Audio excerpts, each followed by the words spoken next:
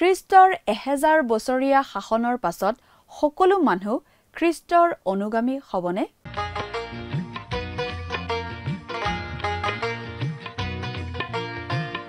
আজিৰে পবিত্ৰ ক্ষণতে উজলি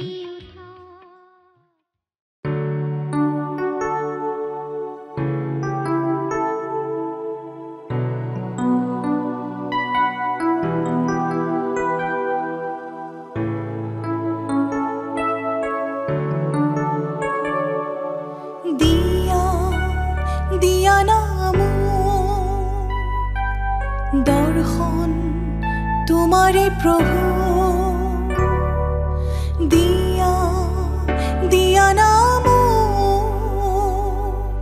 দর্শন তোমারে প্রভু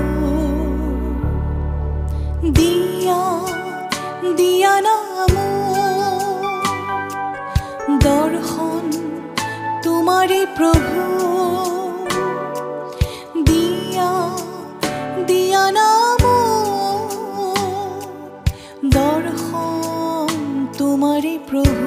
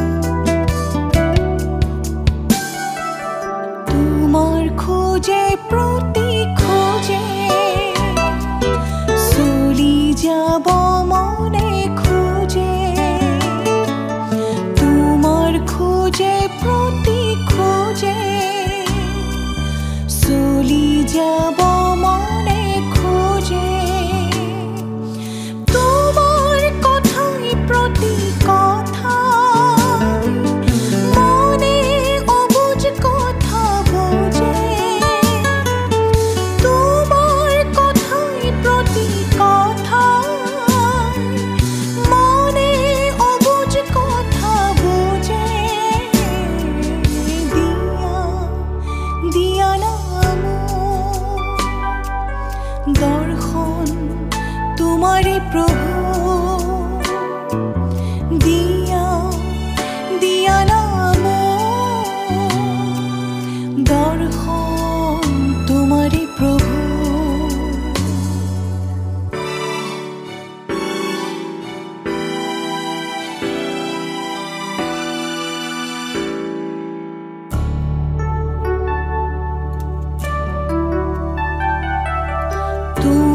জ্যোতির পোহৰতে জীৱনৰ পোহৰ মই পালো তোমাৰ জ্যোতিৰ পোহৰতে জীৱনৰ পোহৰ মই পালো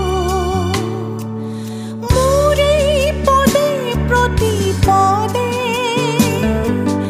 তোমাৰ খোজৰ পৰশ পালো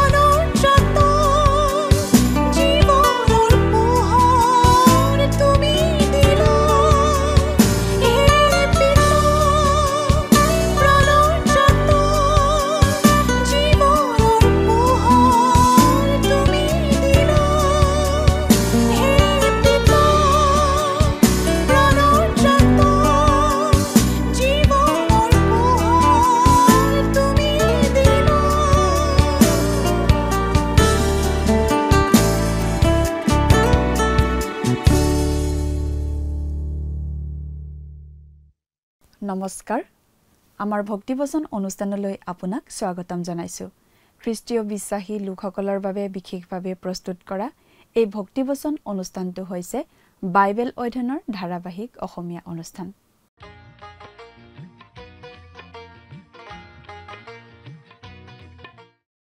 প্ৰিয় দৰ্শক, আপুনি যদি আমাৰ আগৰ অনুষ্ঠানটো শুনিছিল তেনেহলে আপোনাৰ নিশ্চয় মনত আছে যে আমি এতিয়া বাইবেলৰ নতুন নিয়ম খণ্ডৰ প্ৰকাশিত বাক্য নামৰ পুস্তকখন অধ্যয়ন কৰি আছো আৰু যোৱা অনুষ্ঠানত আমি এই প্ৰকাশিত বাক্য পুস্তকৰ 20 নম্বৰ অধ্যায়ৰ 1 নম্বৰ পদৰ পৰা 3 নম্বৰ পদলৈকে পঢ়ি তাৰ ভিত্তিত আগবঢ়োৱা আলোচনা শুনিবলৈ পালো। আজিৰ অনুষ্ঠানত আমি এই প্ৰকাশিত বাক্য পুস্তকখনৰ 20 নম্বৰ অধ্যায়ৰ 4 নম্বৰ পদৰ পৰা 9 নম্বৰ পদলৈকে পঢ়ি তাৰ ভিত্তিত আগবঢ়োৱা আলোচনা শুনিবলৈ পাম। 19 নম্বৰ অধ্যায়ত আমি পালো স্বৰ্গত মেৰ পোৱালীৰ বিবাহ আৰু সুদবিচাৰ দণ্ডৰে সৈতে খ্ৰীষ্টৰ পুনৰাগমনৰ কথা।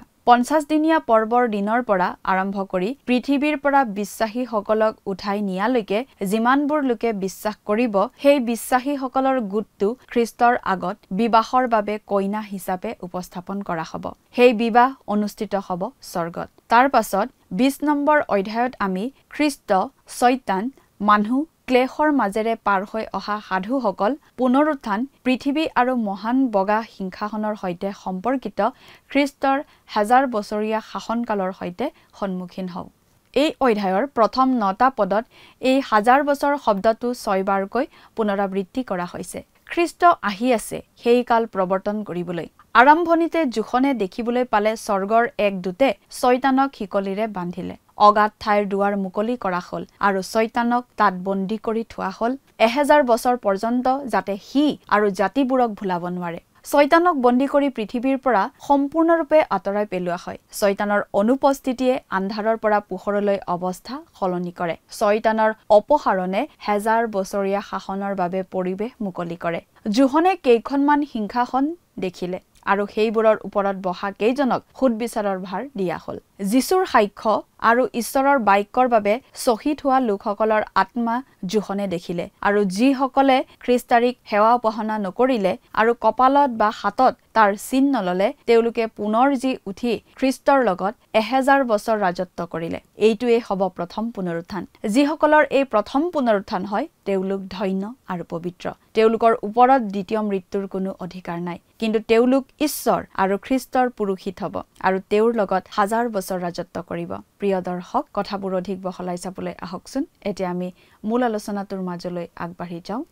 প্ৰিয় শ্ৰোতা, আমি আজি ভালেমান দিন ধৰি বাইবেলৰ একেবাৰে শেষৰখন পুস্তক অৰ্থাৎ জোহনৰ প্ৰতি প্ৰকাশিত বাক্য নামৰ পুস্তকখন অধ্যয়ন কৰি আছোঁ, নহয় জানো?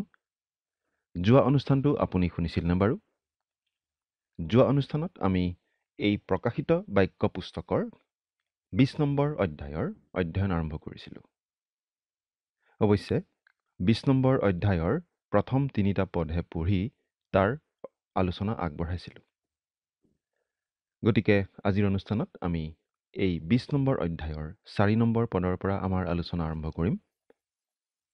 আজিৰ আলোচনা আৰম্ভ কৰাৰ আগতে আমি কেইটামান কথা আকৌ মনত পেলাই ল'ব খুজিছোঁ। এই পৃথিৱীৰ পৰা এদিন খ্ৰীষ্টীয় মণ্ডলীক উঠাই লৈ যোৱা হ'ব আৰু তাৰ পাছতেই পৃথিৱীত আৰম্ভ হ'ব মহাক্লেশ। সেই মহাক্লেশ 7 বছৰ ধৰি চলিব আৰু পৃথিৱীত খ্ৰীষ্টাৰীৰ শাসন চলি থাকিব। কিন্তু সেই 7 বছৰৰ অন্তত প্ৰভু যীশু আহিব আৰু সকলো বিদ্ৰোহ দমন কৰিব। খ্ৰীষ্টাৰী আৰু ভুৱা ভাৱবাদীক নৰকত পেলাই দিয়া হ'ব। তাৰ পাছতেই পৃথিৱীত খ্ৰীষ্টৰ 1000 বছৰীয়া ন্যায় শাসনৰ আৰম্ভণি হ'ব। সেই 1000 বছৰীয়া ন্যায় শাসন আৰম্ভ হোৱাৰ আগে আগে পুৰণি নিয়মৰ দিনৰ সাধুসকল আৰু মহাক্লেশৰ সময়ত খ্ৰীষ্টৰ হকে শ্বহীদ হোৱা সাধুসকল পুনৰ উত্থিত হ'ব। তাৰ পাছত স্বৰ্গৰ পৰা নামি অহা বলৱান স্বৰ্গদূতে শয়তানক শিকলিৰে বান্ধি অগাধ ঠাইত বন্দী কৰি ৰাখিব। এতিয়া আমি 20 নম্বৰ অধ্যায়ৰ 4 নম্বৰ পদৰ পৰা চাই যাম। বাইবেলৰ পৰা পাঠ কৰি দিব খুজিছোঁ।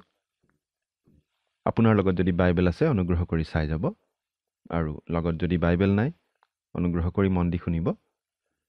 প্ৰকাশিত বাক্য 20 নম্বৰ অধ্যায় 4 পৰা 6 নম্বৰ পদ। এনেদৰে লিখা আছে,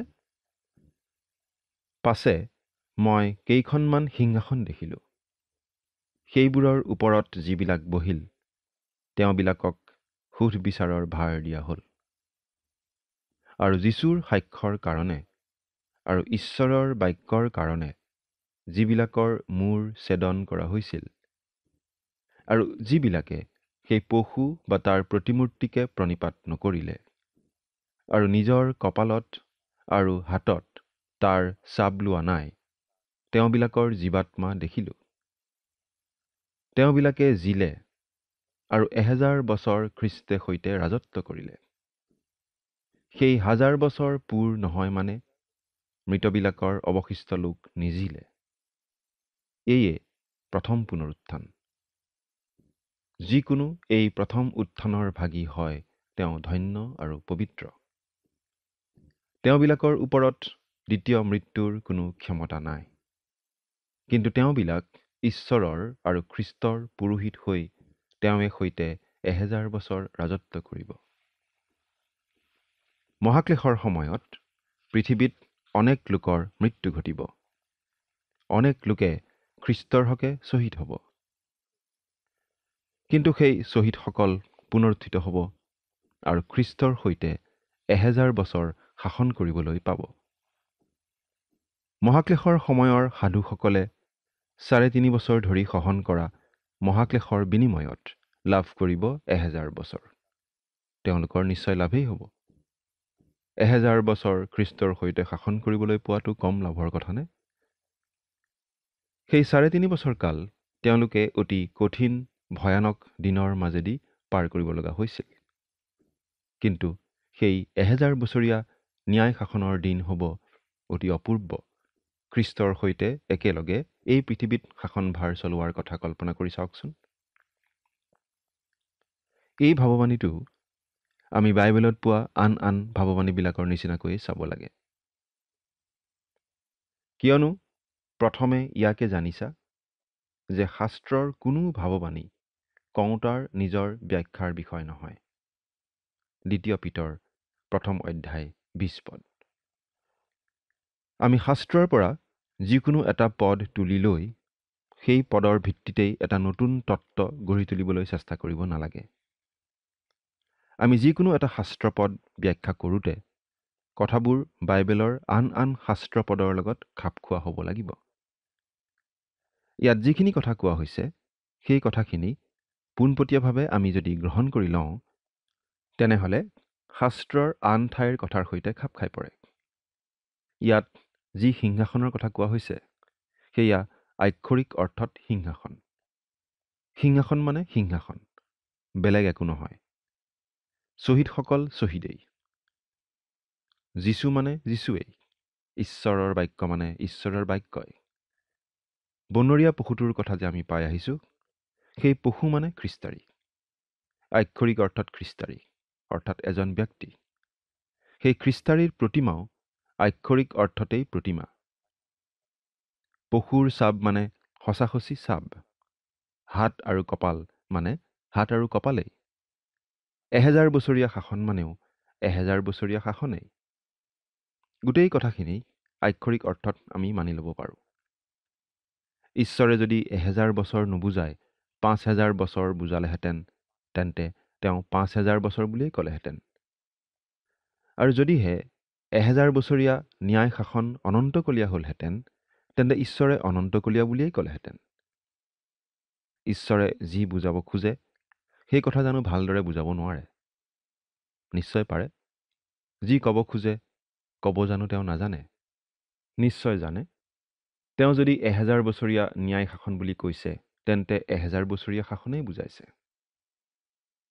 পুনৰুত্থান শব্দটোৰ মূল গ্ৰীক শব্দটো হৈছে এনাষ্টেছেই, আৰু এই শব্দৰ অৰ্থ হৈছে থিয় দি উঠা, অৰ্থাৎ শাৰীৰিকভাৱে জীয়াই উঠা। আত্মা এটাই থিয় দি উঠা বুলি আমি নকওঁ।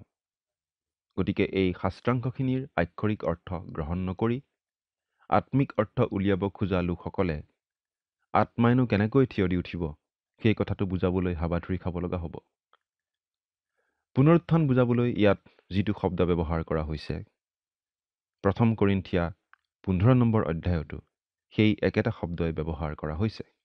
প্ৰভু যীশুৰ পুনৰুত্থান আৰু খ্ৰীষ্টীয় বিশ্বাসীসকলৰ পুনৰুত্থানৰ কথা বুজাবলৈ। পাছে মই কেইখনমান সিংহাসন দেখিলোঁ, সেইবোৰৰ ওপৰত যিবিলাক বহিল, তেওঁবিলাকক সুধ বিচাৰৰ ভাৰ দিয়া হ'ল। এই উক্তিটো সম্পূৰ্ণ পৰিষ্কাৰ নহয়। তেওঁবিলাকনো কোন? আমি একেবাৰে খাটাংভাৱে ক'ব নোৱাৰিলেও সহজে অনুমান কৰি ল'ব পাৰোঁ যে সেইসকল হৈছে প্ৰথম পুনৰুত্থানত পুনৰুত্থিত হোৱা লোকসকল, অৰ্থাৎ সকলো যুগৰ পৰিত্ৰাণ পোৱা লোকসকল। প্ৰথম পুনৰুত্থান হৈছিল প্ৰভু যীশুৰ পুনৰুত্থানৰ সময়ত। তাৰ পাছত এই পৃথিৱীৰ পৰা খ্ৰীষ্টীয় মণ্ডলীক উঠাই লৈ যোৱাৰ আগে আগে খ্ৰীষ্টীয় মণ্ডলীৰ যিসকল লোকৰ মৃত্যু হৈছিল বা হ'ব, সেইসকল লোক পুনৰুত্থিত হ'ব। কিন্তু সেই পুনৰুত্থান হ'ব পৃথিৱীত মহাক্লেশ আৰম্ভ হোৱাৰ আগে আগে।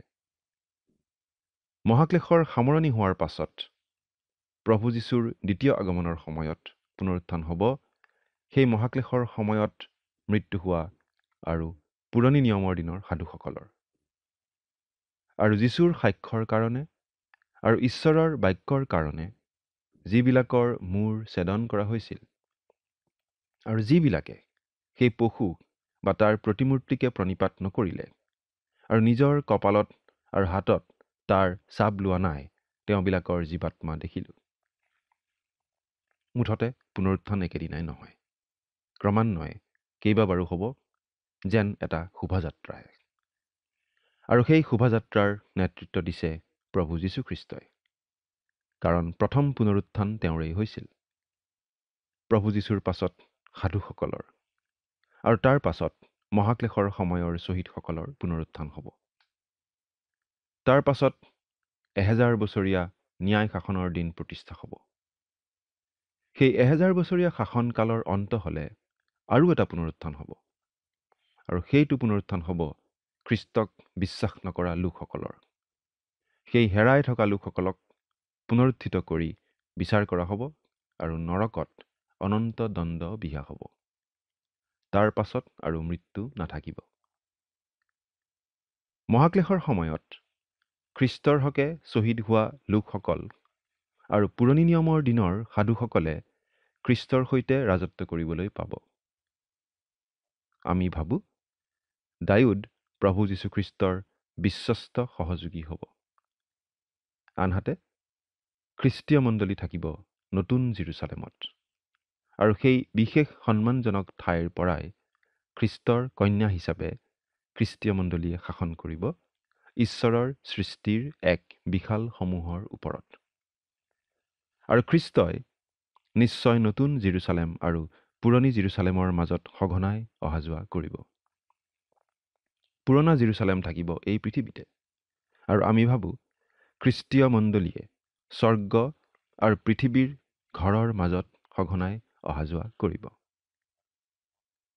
যিহুদী আৰু পৰজাতিসকলৰ অনেক লোকে সোঁশৰীৰে তেওঁলোকৰ পাৰ্থিৱ শৰীৰেৰেই খ্ৰীষ্টৰ ৰাজ্যত প্ৰৱেশ কৰিবলৈ পাব। কাৰণ তেনেকুৱা অনেক লোক জীয়াই থকা অৱস্থাতে সেই 1000 বছৰীয়া ৰাজ্য স্থাপিত হ'ব। বহুতো লোক সেই 1000 বছৰীয়া শাসনকালতেই জন্মিব, আৰু 1000 বছৰীয়া শাসনকালৰ যোগেদি তেওঁলোক পৰীক্ষিত হ'ব। গৌৰৱময় পুনৰুত্থিত শৰীৰৰ খ্ৰীষ্টই তেওঁৰ পাচনি আৰু অনেক বিশ্বাসী লোকৰ লগত মিলা মিছা কৰাৰ নিচিনাকৈ গৌৰৱময় শৰীৰ লাভ কৰা খ্ৰীষ্টীয় মণ্ডলীয়ে পৃথিৱীত পাৰ্থিৱ শৰীৰ লৈ থকা অসংখ্য লোকৰ সৈতে মিলা মিছা কৰিব। গৌৰৱময় শৰীৰৰ অধিকাৰী হোৱা হেতুকে খ্ৰীষ্টীয় মণ্ডলীয়ে মহাকাশত অনায়াসে ফুৰা-চকা কৰি ফুৰিব পাৰিব। সেই সময়তে নিশ্চয় আমি অনেক খ্ৰীষ্টীয় বিশ্বাসী মহাকাশত বিচৰণ কৰিব পৰা হ'ম। এই কথা আমি অতি নিশ্চিতভাৱে ক'ব পাৰোঁ। তেতিয়া আৰু পৃথিৱীৰ মাধ্যাকৰ্ষণ শক্তিয়ে আমাক টানি ৰাখিব নোৱাৰিব। তেওঁবিলাক ঈশ্বৰ আৰু খ্ৰীষ্টৰ পুৰোহিত হৈ, ইয়াত নিশ্চয় ইছৰাইল জাতিৰ লোকৰ কথা বুজোৱা হৈছে। আচলতে ঈশ্বৰৰ এইটোৱেই মূল আঁচনি আছিল ইছৰাইল জাতিৰ সন্দৰ্ভত। আমি বাইবেলত এনেদৰে পঢ়িবলৈ পাওঁ, আৰু মোৰ নিমিত্তে তোমালোক ৰাজকীয় পুৰোহিতসমূহ আৰু পবিত্ৰ জাতি হ'বা। এইবোৰ কথা তুমি ইছৰাইলৰ সন্তানবিলাকক কোৱা। যাত্ৰা পুস্তক 19 নম্বৰ অধ্যায়ৰ 6 নম্বৰ পদ। অব্ৰাহাম তেওঁৰ পৰিয়ালৰ পুৰোহিত আছিল। লেবি আছিল পুৰোহিতৰ ফৈদ, আৰু হাৰুনৰ পৰিয়ালে মহাপুৰোহিতৰ কাম কৰিছিল। আৰু যেতিয়া এই পৃথিৱীত ঈশ্বৰৰ ৰাজ্য স্থাপিত হ'ব, তেতিয়া গোটেই ইছৰাইল জাতিৰ লোকে পুৰোহিতৰ কাম কৰিব। এই 1000 বছৰীয়া শাসনকালৰ বিষয়ে শাস্ত্ৰত যিমানবোৰ ভাৱবাণী আছে, আন কোনো কালৰ বিষয়ে সিমানবোৰ ভাৱবাণী নাই। ঈশ্বৰৰ ৰাজ্যই আছিল পুৰণি নিয়মৰ দিনৰ ভাৱবাদীসকলৰ ভাৱবাণীৰ মূল বিষয়। এতিয়া আমি 7 নম্বৰ পদৰ পৰা 9 নম্বৰ পদলৈকে পাঠ কৰি দিম।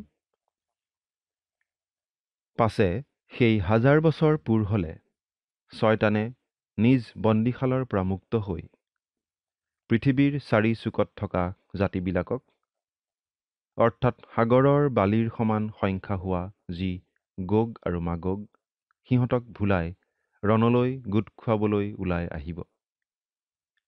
সিহঁতে পৃথিৱীৰ বিস্তাৰেদি গৈ পবিত্ৰবিলাকৰ ছাউনি আৰু প্ৰিয় নগৰ বেৰি ধৰিলে। তাতে স্বৰ্গৰ পৰা জুই পৰি সিহঁতক গ্ৰাস কৰিলে। এয়া হ'ল ছয়তান আৰু ছয়তানৰ অনুগামী মানুহৰ শেষ বিদ্ৰোহ ঈশ্বৰৰ বিৰুদ্ধে।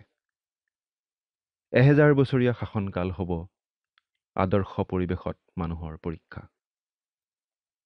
যেতিয়া ছয়তানক কিছুদিনৰ কাৰণে আকৌ মুকলি কৰি দিয়া হ'ব, তেতিয়া প্ৰভু যীশুৰ অধীনত কাল কটোৱা বহুতো লোকে আকৌ ছয়তানৰ লগ ল'ব।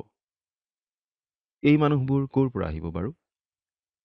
আমি ভাবোঁ বহুতো লোক সেই 1000 বছৰীয়া ৰাজ্যত বাস কৰিব, আৰু সেই সময়ছোৱাতে অনেক লোকৰ জন্মও হ'ব।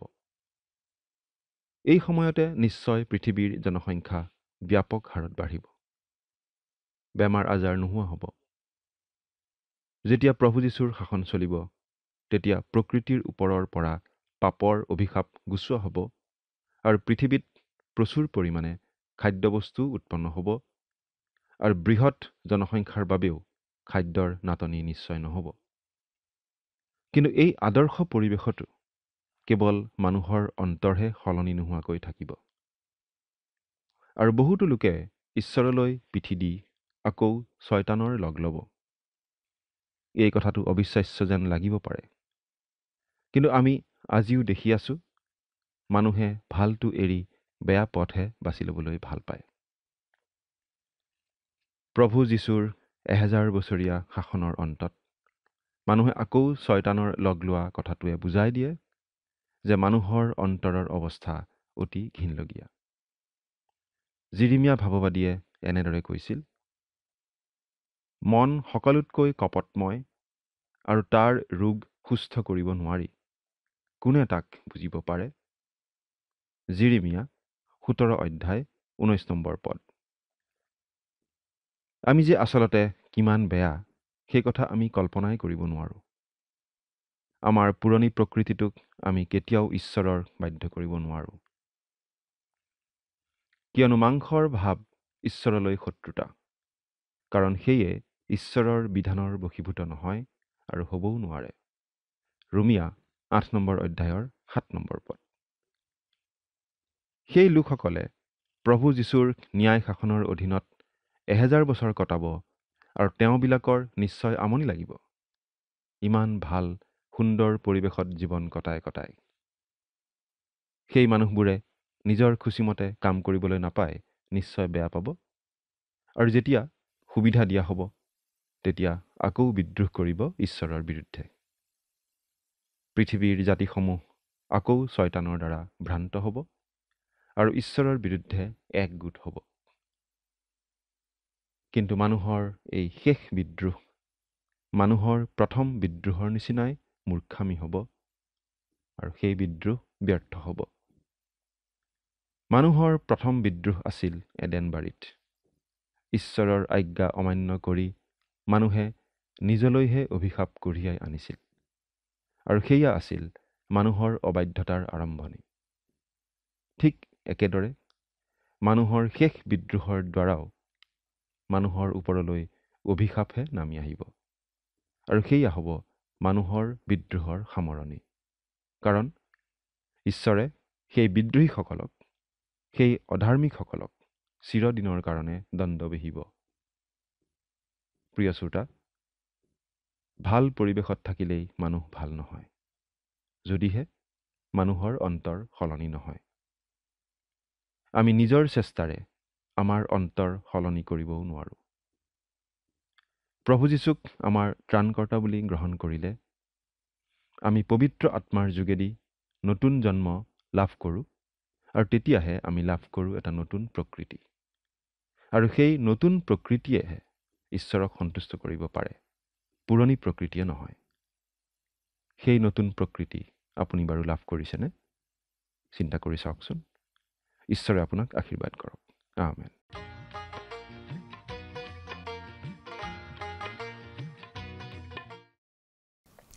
খ্ৰীষ্টৰ 1000 বছৰীয়া শাসনৰ অন্তত শয়তানক কিছুদিনৰ বাবে আকৌ মুকলি কৰি দিয়া হ'ব আৰু শয়তানে মানুহবোৰক লগত লৈ ঈশ্বৰৰ বিৰুদ্ধে বিদ্ৰোহ কৰিব। এয়া হ'ব শয়তান আৰু মানুহৰ ঈশ্বৰৰ বিৰুদ্ধে শেষ বিদ্ৰোহ। খ্ৰীষ্টৰ 1000 বছৰীয়া শাসন কালটো হৈছে আদৰ্শ পৰিস্থিতিত মানুহৰ পৰীক্ষাৰ সময়, যিটো এই অংশটোৱে প্ৰমাণ কৰে। শয়তানক মুকলি কৰি দিয়াৰ লগে লগে আদৰ্শ পৰিস্থিতিত খ্ৰীষ্টৰ ব্যক্তিগত ৰাজত্বৰ অধীনত থকা এটা ডাঙৰ দল শয়তানৰ ফলীয়া হয়। বহুতো মানুহৰ হৃদয় অপৰিৱৰ্তিত হৈ থাকে আৰু বহুতে ঈশ্বৰক পিঠি দি শয়তানৰ পিছে পিছে যাব।